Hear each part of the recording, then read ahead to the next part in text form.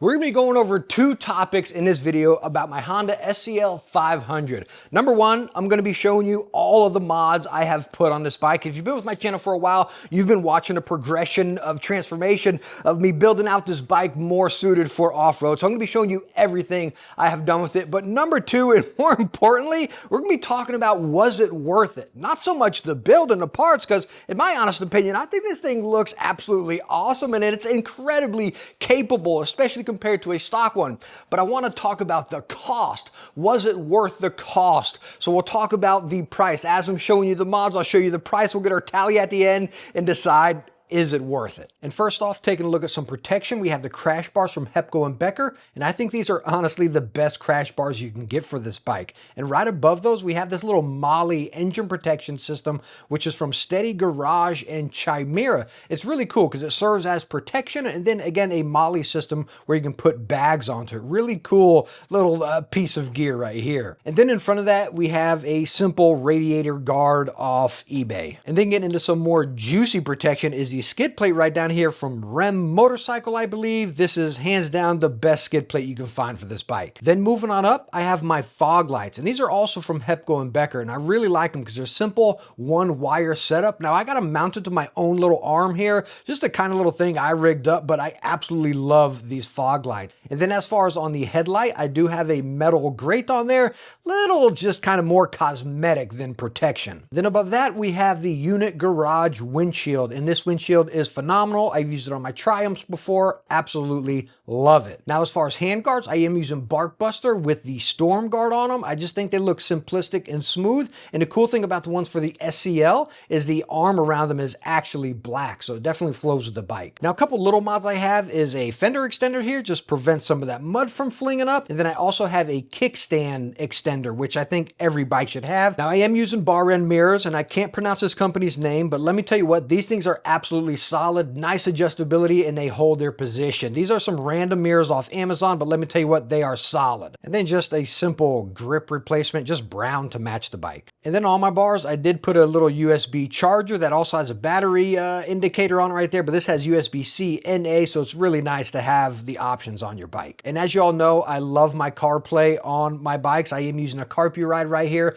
I use these on my Africa Twins as well. I just love these. This is like a mod I need on all of my bikes. Now taking a look at my luggage setup, I am using a Kemimoto rear rack. Then I have a little rolled up Viking bag that I got super cheap on the back. And then a random metal case I got off Amazon, but this thing is solid. It's not too big, not too small, just that perfect amount of capacity to keep my stuff in it. It's waterproof and it locks, so I always got that secure storage option on my trips. I just love this bag case. Now for my side bags, I am using the Hepco & Becker X-Travel bags. These bags are awesome. They just kind of got that rugged type of style, but they're not hard case. Got a little Molly attachment on them, and they also attach to the SIBO mount. So again, you do need the rack with these bags, but I love this combination. Now, as far as my tank bag, again, it's just a random Viking bag one I got, super cheap on there. It just flows with the aesthetics of the bike. And a question I get asked a lot is, yo, I painted my tank. Well, I really didn't paint my tank. This is actually a tank cover that I got off eBay. If you look underneath it, you can still see the orange paint down there.